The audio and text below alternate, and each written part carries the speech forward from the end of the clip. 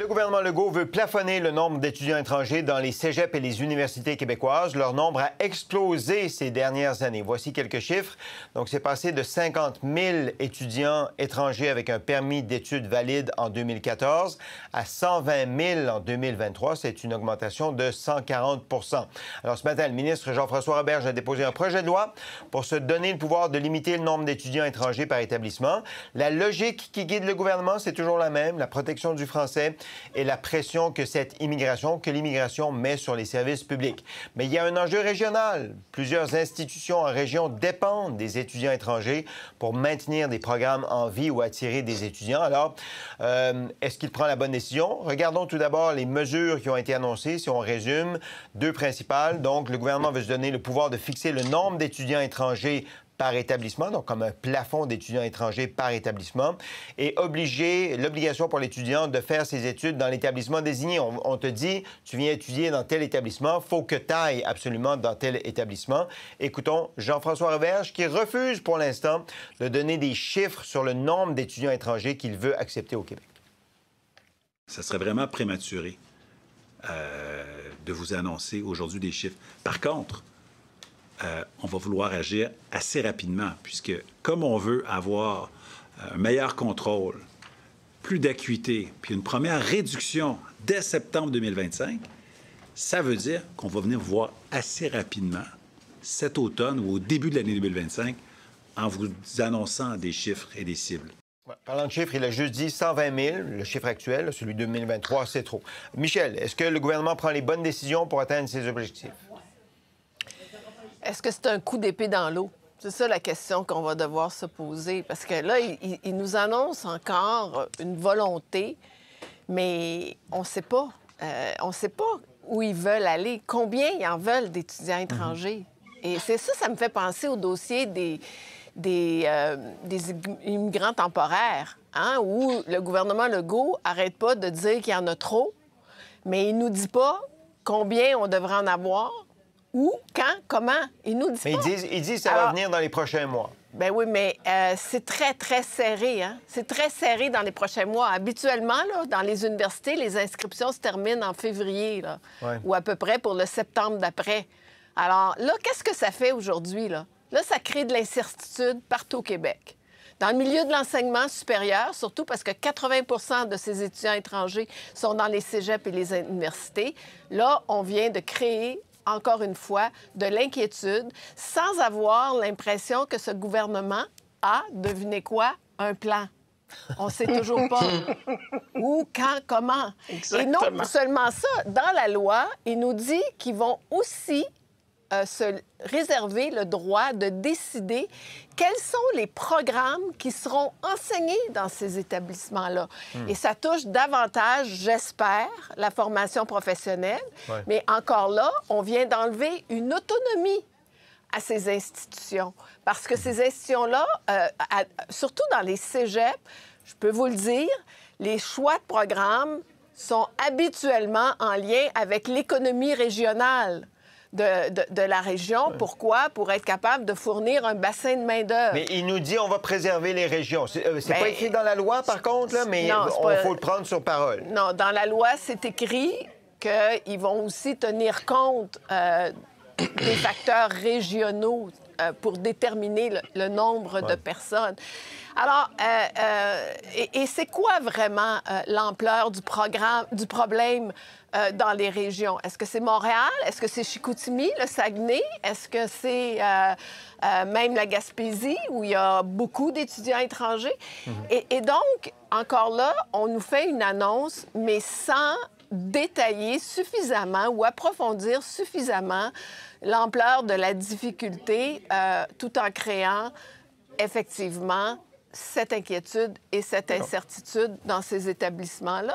Et curieusement, il n'a pas parlé de Montréal, alors que c'est surtout dans la grande région de Montréal, dans les universités montréalaises, qu'on retrouve le plus d'étudiants étrangers. Alors, ça va être, comme le reste, un dossier à suivre. Puis là, bien, pendant plusieurs semaines, plein de monde vont critiquer ça, là. Nous, les premiers, on va critiquer. Puis pendant ce temps-là, le gouvernement, il n'y aura pas une réponse. Puis on va dire, bien, c'est un gouvernement qui ne sait pas trop où il s'en va, finalement. Jean-François.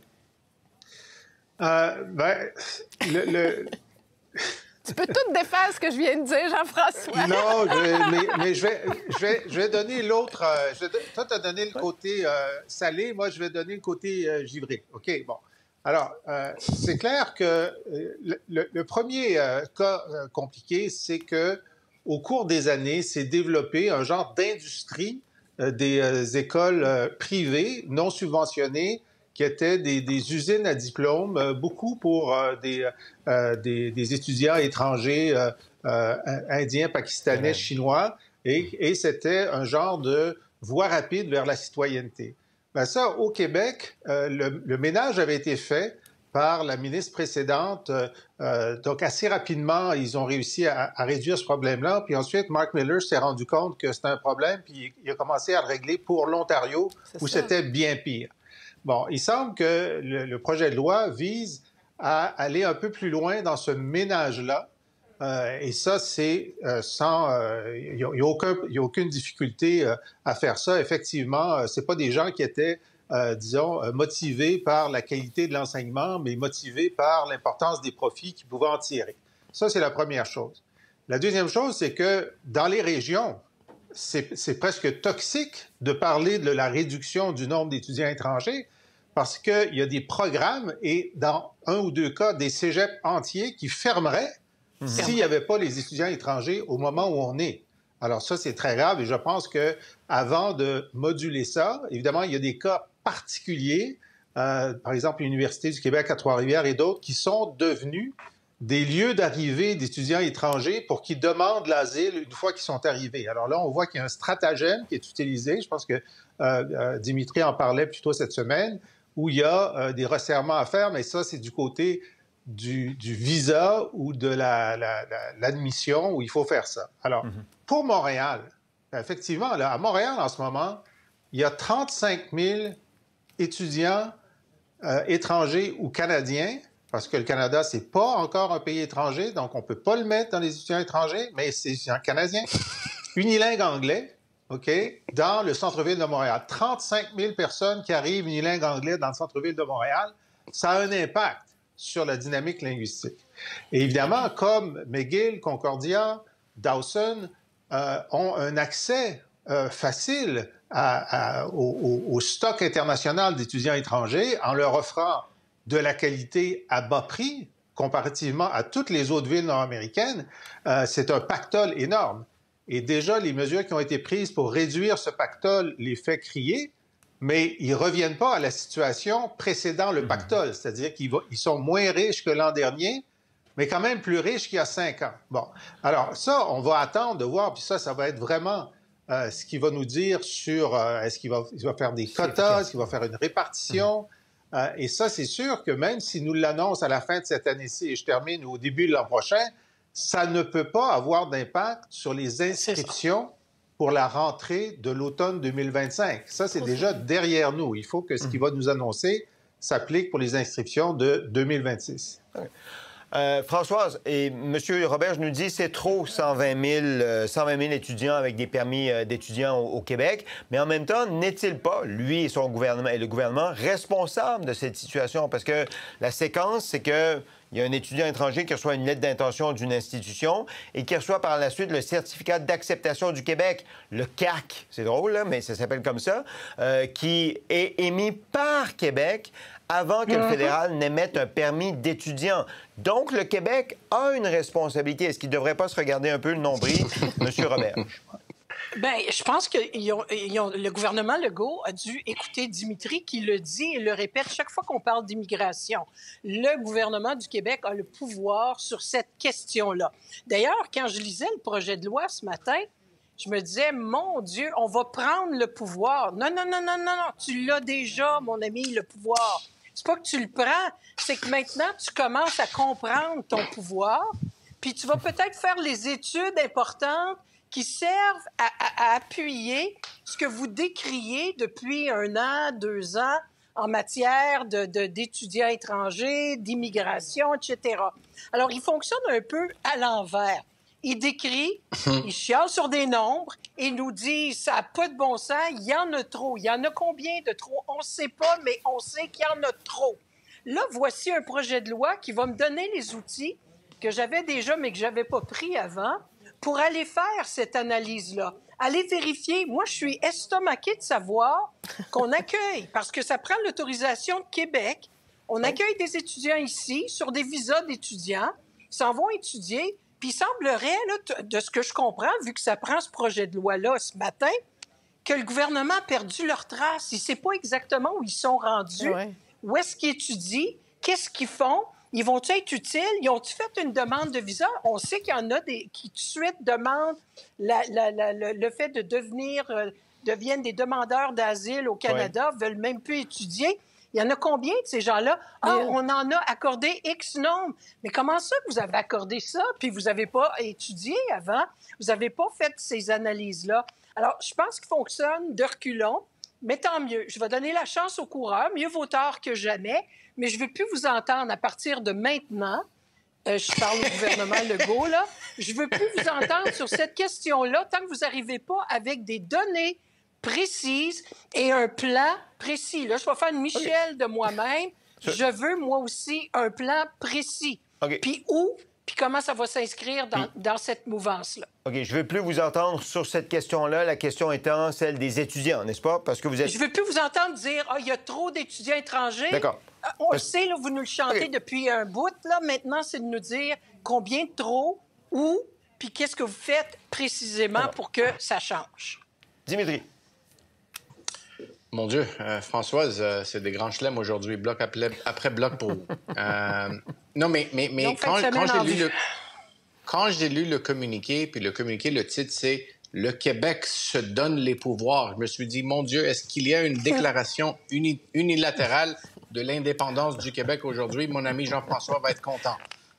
Mais non, ils ont finalement lu l'article 12, alinéa A, qui dit « Le Québec est seul responsable de la sélection des immigrants à destination de cette province. » Cette entente a été signée il y a plus de 30 ans. Oui, mais je pense que le pouvoir qu'ils se donnent, c'est le pouvoir de plafonner le nombre d'étudiants étrangers par institution. Ils n'ont pas ce pouvoir-là pour imposer ça aux universités ou au cégep. C'est exactement ça.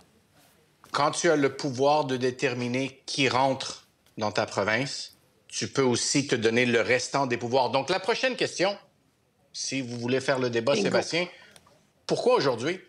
Pourquoi pas hier? Pourquoi pas il y a un mois? Pourquoi pas il y a un an? Pourquoi pas il y a 2 ans? OK, mais Michel, attendez... J'aimerais l'entendre. Non, j'aimerais l'entendre parce que... Attendez, mais Michel... Ça a augmenté. Ça a augmenté de 140 %. Moi, je vais faire une hypothèse. Pourquoi aujourd'hui? Moi, je pense que c'est un peu dans la stratégie du gouvernement de pouvoir dire au fédéral, savez-vous quoi? Nous, là, on agit. Vous, le fédéral méchant, vous n'agissez pas. On attend après vous. Fait que nous, on se donne ces pouvoirs-là pour avoir ce contrôle, puis pour vous mettre un peu de pression. Quand on va faire des grandes déclarations sur la place publique, là, bien, nous, on va pouvoir dire qu'on a fait ce qu'on avait à faire, puis vous, le fédéral, vous ne faites pas ce que vous avez à faire dans le dossier des réfugiés, des demandeurs d'asile, par exemple. Michel, alors, c'est un effet de levier. OK, je salue votre instinct politique parce que c'est exactement ce qu'on nous dit. C'est vrai? On nous dit, on envoie un message au gouvernement fédéral qu'on est en train de nettoyer notre maison. Je savais Puis pas. moi, je Non, mais rajoute vous qu'on autres, fait les plus la journalistes, baboune. vous croyez pas ça, là. Non, vous mais autres, les journalistes, vous croyez pas ça, hein, Sébastien? Je le soumets pour discussion, puis après ça, je compte sur vous pour m'éclairer, OK? Dimitri. Donc, oui, Michel, elle a totalement raison, mais est-ce que c'est responsable des 2 niveaux de gouvernement de jouer à ces jeux politiques pendant qu'ils laissent le système d'immigration devenir une passoire de tout ce que vous voulez? Est-ce qu'il fallait attendre que ça explose de 140 %? Vous avez dit, le tableau, il disait à peu près 50 000 en 2014, n'est-ce pas? Oui. Mais Dimitri, c'est ça qui est fâchant dans ce dossier-là, c'est que ils font ce genre de déclaration-là. Sur le plan administratif, ça ne bouge pas, il n'y a pas d'amélioration, mais pendant ce temps-là, il y a des êtres humains pour qui la vie est en suspens. Je veux dire, qu'on aime ça ou pas, mais il y a des... Tu sais, je veux dire, en même temps, ce que j'ai remarqué dans les communiqués de presse et dans le préambule du projet de loi, il prend bien soin de dire à quel point la recherche et l'innovation sont importants dans les institutions d'enseignement. Hein? Bien, c'est sûr qu'il y a tout un volet de ces étudiants étrangers qui est important pour le Québec pour justement aller chercher des cerveaux qui vont contribuer à faire avancer la recherche. Mais est-ce que c'est possible d'en avoir des cerveaux sans avoir 120 000 étudiants étrangers, dont certains disparaissent dans la nature ou demandent de devenir demandeurs d'asile? Mais c'est pour ça, Sébastien, c'est quoi le chiffre? Pourquoi le gouvernement Legault a tellement de difficultés à nous dire quelles sont ses intentions et sa volonté par rapport à un chiffre qui serait jugé acceptable? D'accord. Les chiffres vont venir et le plan peut-être aussi, Michel, mais l'an prochain, au début de l'année prochaine.